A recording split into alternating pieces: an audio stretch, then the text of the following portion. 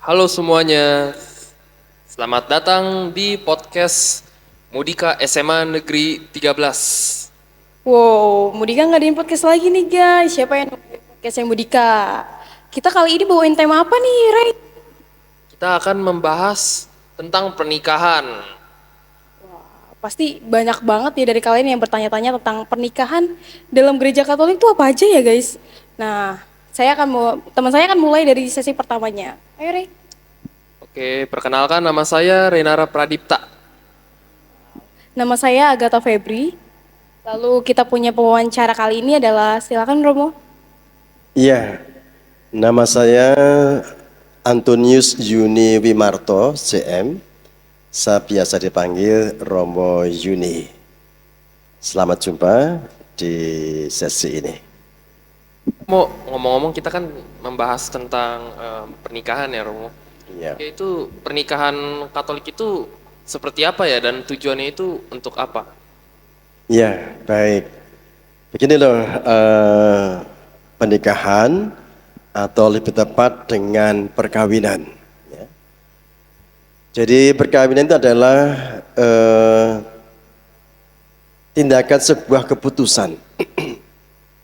Keputusan seseorang ya, yang sadar, tahu, dan mau memutuskan untuk hidup bersama dengan pasangannya.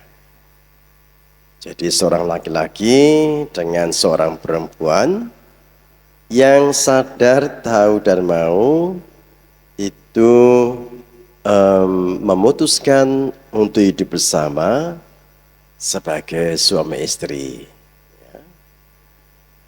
Dan mereka ini menggapai tujuan kesejahteraan suami istri, lalu terarah pada kelahiran anak dan pendidikannya. Ini ada sebuah perkawinan yang semestinya disadari oleh setiap orang Katolik.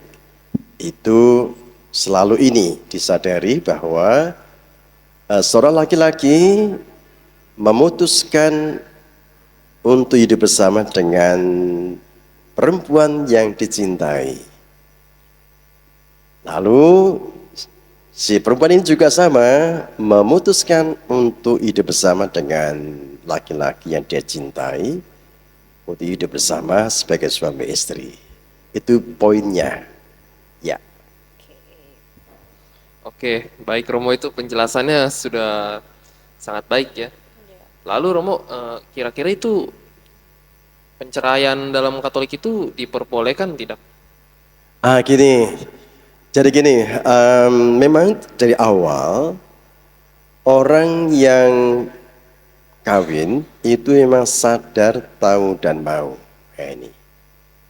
Jadi tidak ada orang yang mengharuskan si Badu menikah dengan si Mila gitu ya. Tapi ini adalah keputusannya si Badu sendiri dengan si Mila yang sama-sama ternyata memutuskan untuk sama-sama hidup sebagai suami istri. Nah, tindakan yang disadari inilah yang dipegang oleh gereja bahwa ini adalah keputusan suara hati. Kedua ialah ciri khas perkawinan Katolik ialah ya, satu sekali ya dan tak terceraikan. Nah ini yang apa namanya perlu digarisbawahi bahwa ikatan permanensi perkawinan ini itu memang mempunyai konsekuensi yaitu setia pada pasangannya. Maka memang dalam gereja Katolik tidak ada istilah perceraian. Karena tadi si Badu menyadari, aku sadar, aku tahu, aku mau memilih si Mila untuk menjadi istrinya. Mila juga sama, sadar, tahu, dan mau memilih Badu menjadi suaminya. Jadi ini sebuah keputusan orang dewasa. Jadi bukan keputusan orang anak-anak ya, tapi keputusan orang dewasa yang tadi sadar, tahu dan mau bertanggung jawab atas pilihan dan keputusannya itu. Baik, Romo. Eh, Semisalnya nih, pernikahan tidak berjalan dengan mulus, seperti ada KDRT, perselingkuhan. Lalu solusi Gereja Katolik yang terbaik untuk hal tersebut itu apa ya, Romo? Ya gini, solusinya begini, sebetulnya memang secara pastoral itu memang mereka yang mau menikah itu sebaiknya mengenal lebih dahulu sebelum memutuskan orang untuk menikah atau memutuskan untuk kawin. Maka masa pengenalan ini disebut sebagai masa pacaran. Jadi pacaran itu sebetulnya masa yang penting untuk menentukan pilihan, benarkah ini pilihanku? Atau secara rohani, benarkah Tuhan menjodohkan aku dengan si dia? Benarkah Mila memilih Badu sebagai suaminya atau Badu memilih Maria sebagai istrinya? Jadi memang masa pacaran itu penting sekali. Maka Badu-Badu, Mila-Mila silakan pacaran dengan baik ya. Sembari mengenal lebih jauh pacarnya itu, apakah betul ini adalah pasanganku. Kedua, di lapangan memang ketika masa pacaran kan kelihatannya manis-manis gitu ya. Ya pura-pura ramah, baik hati, suka neraktir, suka memberi itu dan sebagainya. Nah ternyata setelah hidup bersama ada berbagai macam kejadian. Ada tadi disebut soal KDRT, ada perselingkuhan, ada kasus ekonomi dan sebagainya itu. Nah tentu ini pasangan ini perlu dalam hal ini menanggapinya secara dewasa. Manakala ada pasangannya itu entah itu selingkuh atau KDRT, melakukan kekerasan fisik ya, suka memukul, suka menganiaya, atau tidak membelanja pasangannya, atau kekerasan fisik, kekerasan psikis, suka menghina, mengolok-olok, ya toh, menghina pasangannya, merendahkan keluarganya, atau kusma ini lalu menjadi KDRT penuh. Nah, kalau KDRT ini hanya sekali, tentu beda dengan frekuensinya berulang-ulang. Nah, ini ya. Sering terjadi, bahkan membahayakan kehidupan. Nah, inilah maka hal semacam ini, kalau memang ini frekuensinya terjadi berkali-kali, bahkan membahayakan kehidupan, maka datanglah ke pastor paroki untuk dibantu ya menyelesaikan masalah ini. Apakah betul kamu melakukan kekerasan pada pasangan kamu? Itu. Juga soal selingkuh ya. Selingkuh itu sebetulnya sebuah peristiwa yang tak dikehendaki, tapi ini bisa terjadi. Berarti orang ini melanggar kesetiaan pada janji perkawinan. Maka ini perlu disadarkan supaya dia berhenti selingkuh, kembali kepada pasangannya. Ini. Wah, berarti sebelum masuk ke dalam dunia pernikahan tuh kita harus lewat jalan pacaran, mengenal masing-masing gitu ya Romo ya. Harus kenal sama pribadi masing-masing baru bisa masuk dalam dunia pernikahan. Oke, Romo ngomong-ngomong nih, apakah dalam gereja Katolik nih Romo diperbolehkan menikah secara beda agama Romo dalam masing-masing pasangan? Ya, baik. Sebagai kita tahu bahwa dalam gereja Katolik itu ada 4 keabsahan. Pertama ialah perkawinan antar sama-sama Katolik. Badu Katolik, Mila Katolik, itu sakramental. Kedua yaitu perkawinan beda gereja. Orang Katolik dengan orang Protestan. Itu dengan izin ya, namanya mixta religio, itu juga sah. Ketiga ialah perkawinan beda agama. Orang Katolik dengan orang non-Katolik, orang Muslim, Hindu, Buddha, maka ini dimintakan yang namanya dispensasi dari keuskupan. Ya.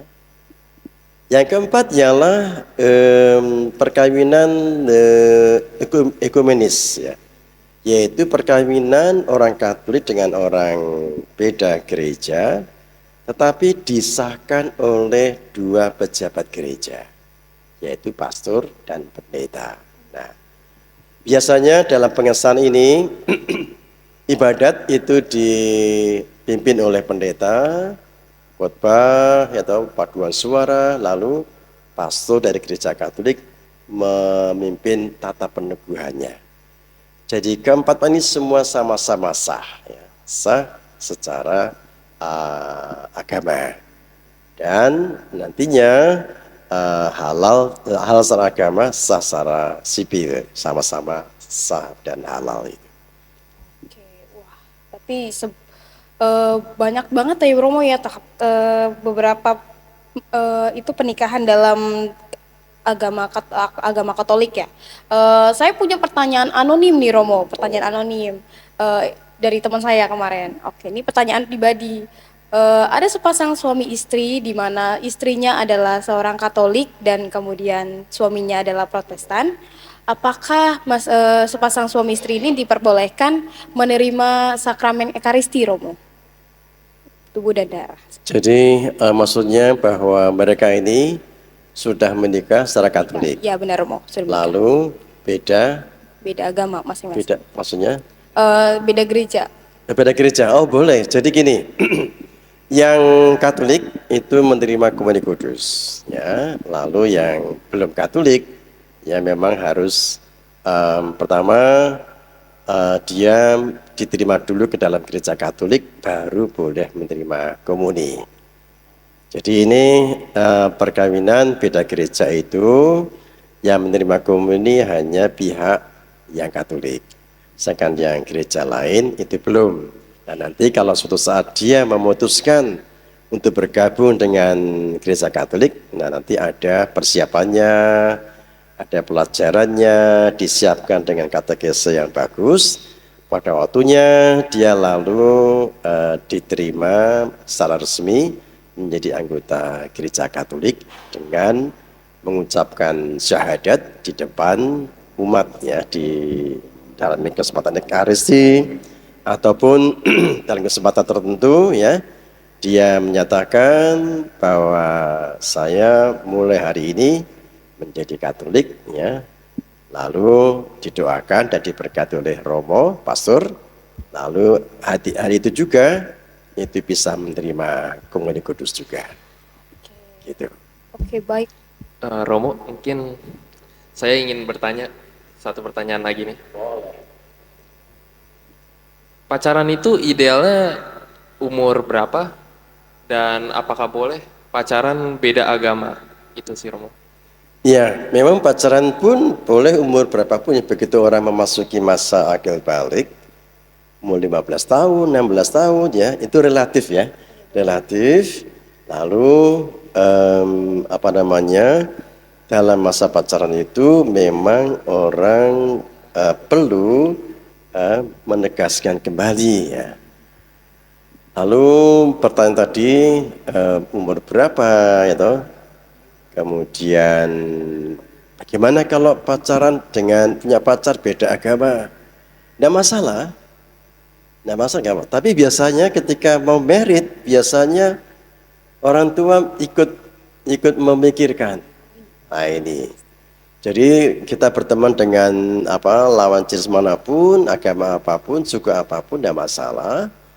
Tapi umumnya biasanya orang tua atau keluarga ikut bicara manakala beda agama. Nah ini biasanya jadi masalah ya, jadi masalah ketika menjelang hari-hari H, biasanya keluarganya lalu mulai macam-macam ya, mula-mula mengatakan tidak apa-apa silakan, tidak masalah. Tapi begitu menjelang hari-hari pernikahan, ada pengalaman-pengalaman yang nggak nyaman. Orang tuanya ngotot, nikah secara Katolik, yang secara ngotot secara agamaku, dan sebagainya. Nah inilah yang perlu diperhatikan bagi teman-teman, anak-anak muda. Ketika Anda pacaran, apapun agamanya, apapun sukunya, tidak masalah. Tapi ketika akan merit, biasanya orang tua ikut bicara. Disitulah letak lalu muncul hal-hal yang tak terduga, rame, ribut, gitu. Tidak hanya masalah agama, kadang-kadang keributan juga bisa muncul masalah pakaian. Nanti kita pakai pakaian apa? Ala Indonesia atau ala Eropa. Pilih warna baju juga sama, jadi ribut. Nah, apalagi kalau ada masing-masing orang tua mempertahankan agamanya. Nah, ini yang perlu digarisbawahi supaya teman-teman jangan sampai ya nanti timbul masalah perbedaan-perbedaan, apalagi beda agama biasanya jadi runcing. Nah, saran saya sebaiknya carilah jodoh yang seiman. Begitu, Nara. Romo, Romo, apakah ada sepatah kata yang mau diberikan pada teman-teman kita yang mau mempersiapkan pernikahan, Romo? Oke, baik, makasih.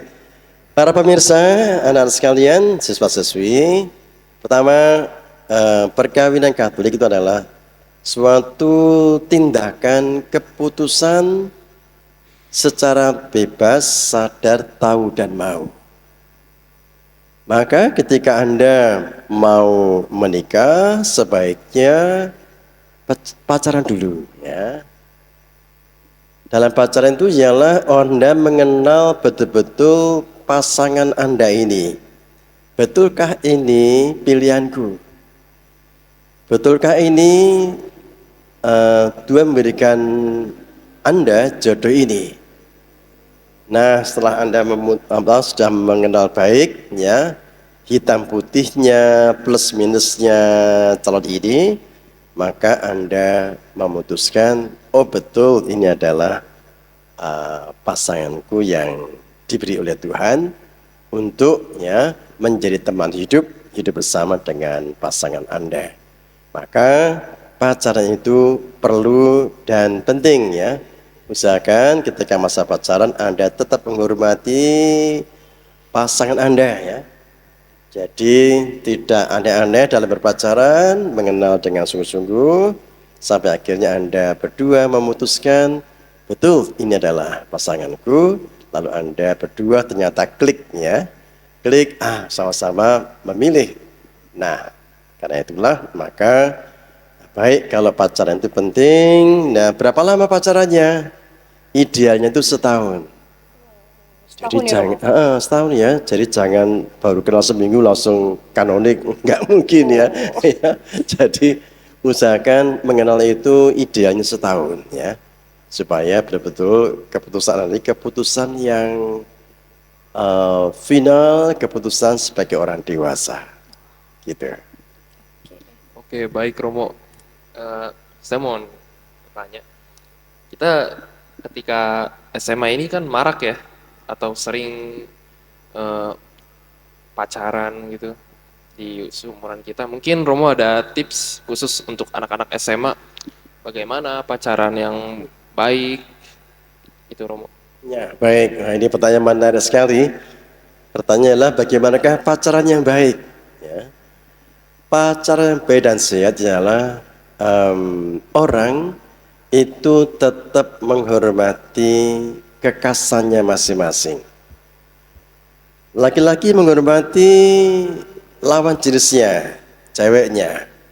Ya, menghormati kekasihnya, keistimewaannya, kelebihannya, ya, kekasannya, dan perempuan juga sama menghormati, menghargai pasangannya sebagai laki-laki. Dan juga hendaknya menegaskan bahwa masa pacaran adalah masa untuk pemurnian. Belum boleh melakukan hubungan badan. Ya. Hanya setelah married, orang baru boleh hubungan badan sebagai ungkapan secara penuh, ya, sah dan resmi permanen sebagai suami istri. Nah, inilah ya tantangan bagi anak-anak muda, seringkali mengalami banyak godaan ini itu. Maka kepada anak sekalian, para kaum muda, anak-anak SMA, berpacaranlah dengan baik dan sehat. Demikian. Nantikan ya guys, nantikan bakal banyak podcast yang bakal dibikin oleh Mudika. Jadi jangan pernah lari-lari ke podcast lain, harus di kita terus karena kita bakal kasih tema-tema yang bakal bagus. Sampai jumpa. Sampai jumpa. Terima kasih. Ya. Oke.